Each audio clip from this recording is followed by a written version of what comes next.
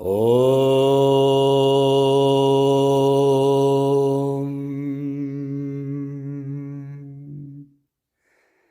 Brahmanandam Paramasukadam Kevalam Jnanamurtim Dvandvatitam Ganganasadrisham Tattvamasyadilaksham Ekam Nityam Vimalamachalam Sarvadi Sakshibhutam Bhavatitam Trigunarahitam Sadgurum Tam Namami. Querido buscador da verdade, bem-vindo. Esta obra que vamos avaliar é um dos diálogos mais sagrados, pois ele acontece entre dois seres despertos. Astavakra, que passa seus ensinamentos para todos aqueles que buscam liberdade, e o rei Janaka, que era discípulo de Astavakra e se autorrealizou, realizou o Self.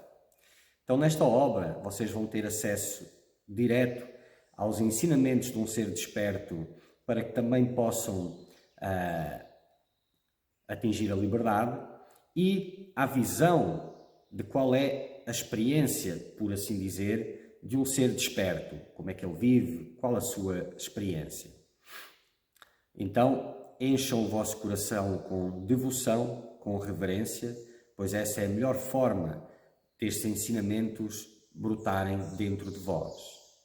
Que todos vocês possam encontrar liberdade.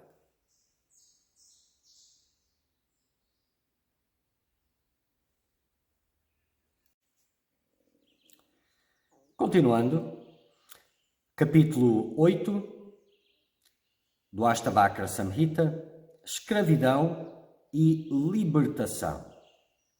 Então, Astavakra continua expondo os ensinamentos, não é? E diz o seguinte: é escravidão quando a mente deseja ou lamenta alguma coisa, rejeita ou aceita alguma coisa, sente feliz ou zangada com alguma coisa. Para que isto possa acontecer, não é? Tem que haver o senso de dualidade. Havendo o senso de dualidade, tem que haver a identificação com o complexo corpo-mente. Ao haver identificação com o complexo corpo-mente, a identificação com as características do complexo corpo-mente. A identificação com as necessidades, com o vazio do complexo corpo-mente. A aspiração pela plenitude tem que lá estar. Porque, no fundo, é a aspiração pela plenitude que está por trás de todos os investimentos da vida mundana. Se bem que poucos são aqueles que pensam em plenitude. No máximo, onde a maioria chega é no conceito felicidade. Mas apenas sabem que aquela felicidade não satisfaz. Então eles tentam juntar pedacinhos de felicidade uns com os outros para fazer algo plenitude. Outros nem sequer chegam na felicidade, não é? As suas crenças não permitem. Então eles veem apenas o prazer. E prazer para eles é felicidade, que é plenitude. Por trás tem a busca pela plenitude. E para aqueles que, não é, têm o conceito da felicidade, por detrás tem a busca pela plenitude. Então a identificação com esse vazio existencial tem que estar presente. Tem que haver a crença de determinadas formas de felicidade, determinadas imagens em que há a crença firme de que irão trazer felicidade, para que depois seja possível todo o resto.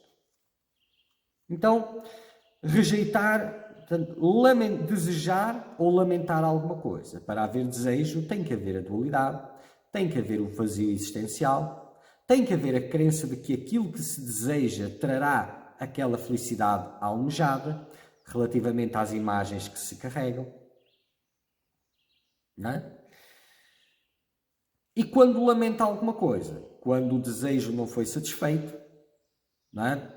Aquelas crenças que estão lá, de que ao satisfazer aquele desejo iria ser experimentada a felicidade, vem depois o vazio pela frustração de não chegar na felicidade. Vem o vazio, o sofrimento, a indignação. Então, uma série de ingredientes tem que estar lá. E a panela onde esses ingredientes estão é a escravidão.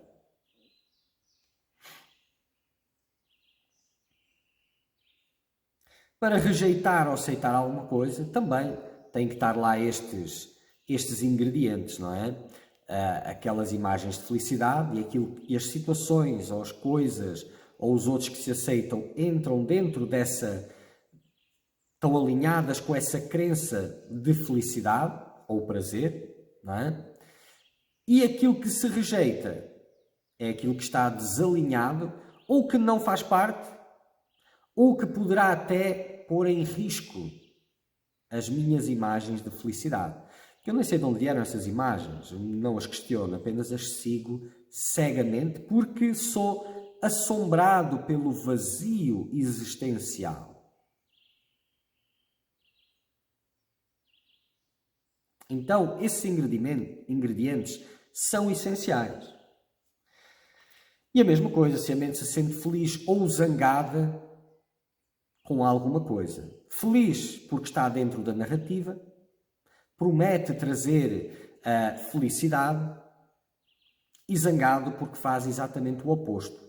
Ou porque não veio, ou porque veio em oposição, ou porque trouxe o resultado, um resultado inesperado, ou porque não trouxe o resultado esperado.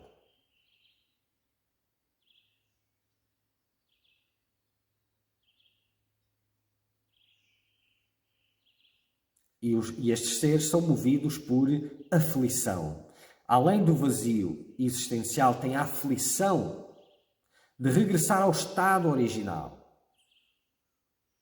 Então, todo mundo anda em busca de liberdade.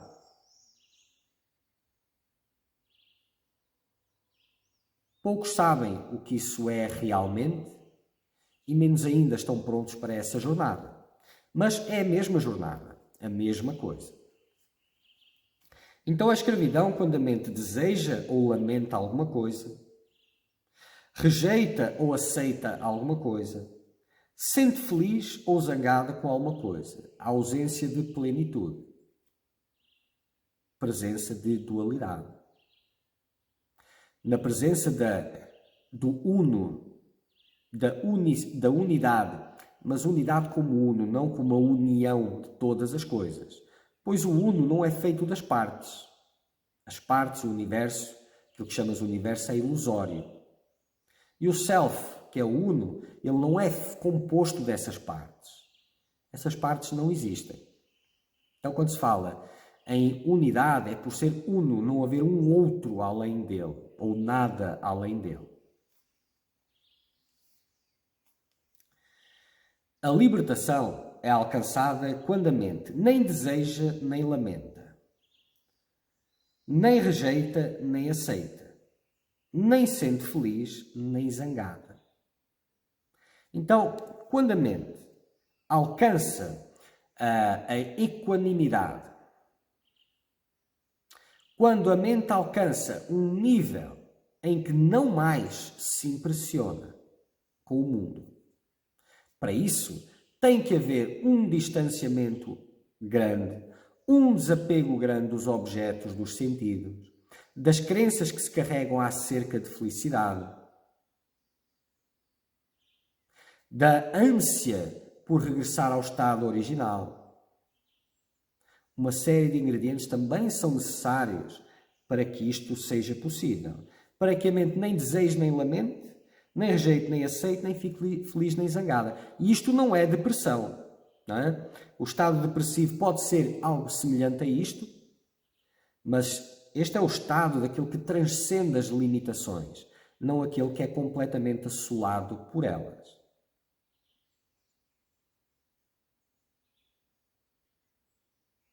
Então, a libertação é alcançada quando a mente atinge esse nível. Um nível de distanciamento, tanto com a realidade individual, os fenómenos individuais, quanto os outros fenómenos. Porque para isso ser possível, não se pode impressionar com as pulsões internas. Os pedidos da carência, que eu preciso disto, daquilo, de socializar, de ser aceite, etc, etc. Tem que haver uma desidentificação disso, senão não é possível. Com as imagens de felicidade que se projetam nas circunstâncias, tem que haver distanciamento disso. Tem que haver distanciamento de todas as pulsões internas e de todos os estímulos externos, se mantendo imóvel, serena, intocada, num estágio em que não se deixe impressionar por nada.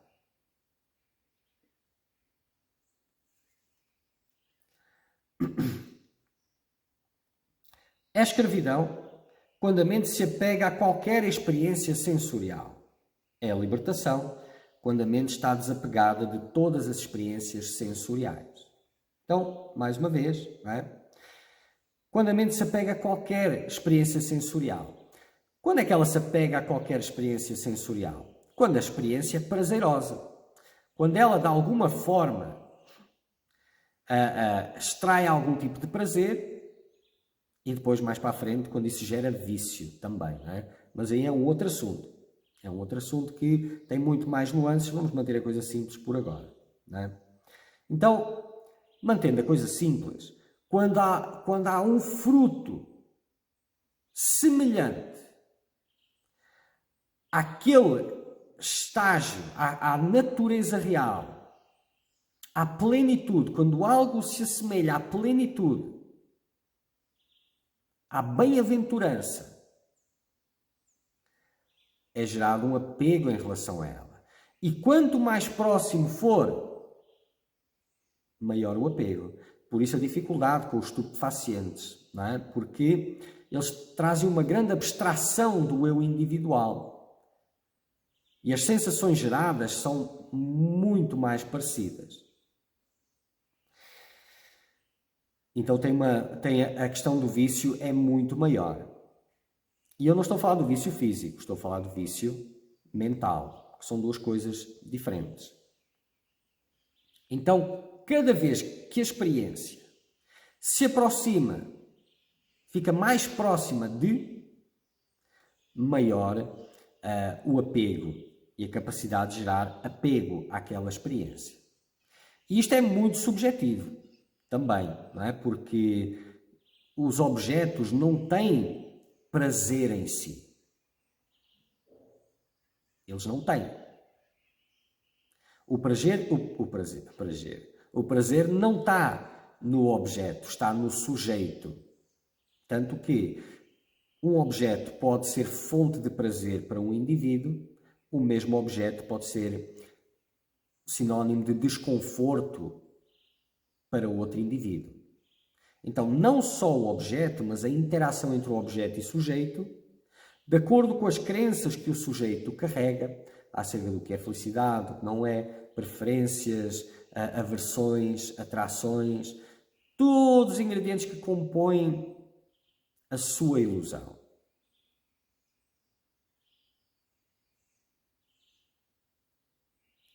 Então, qualquer experiência que se encaixe nessa realidade, barra ilusão, bem particular daquele indivíduo,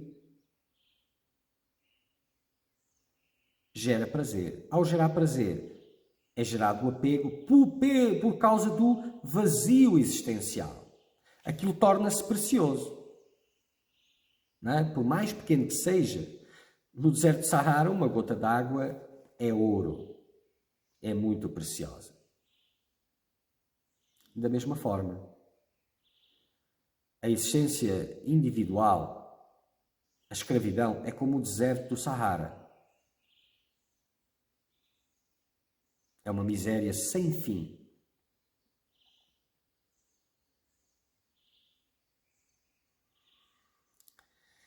Então, nessa condição, qualquer experiência que gere prazer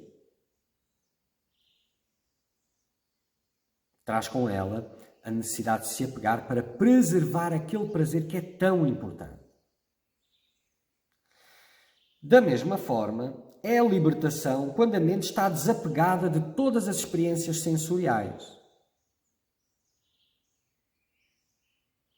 Agora já não é desta experiência ou daquela, de todas.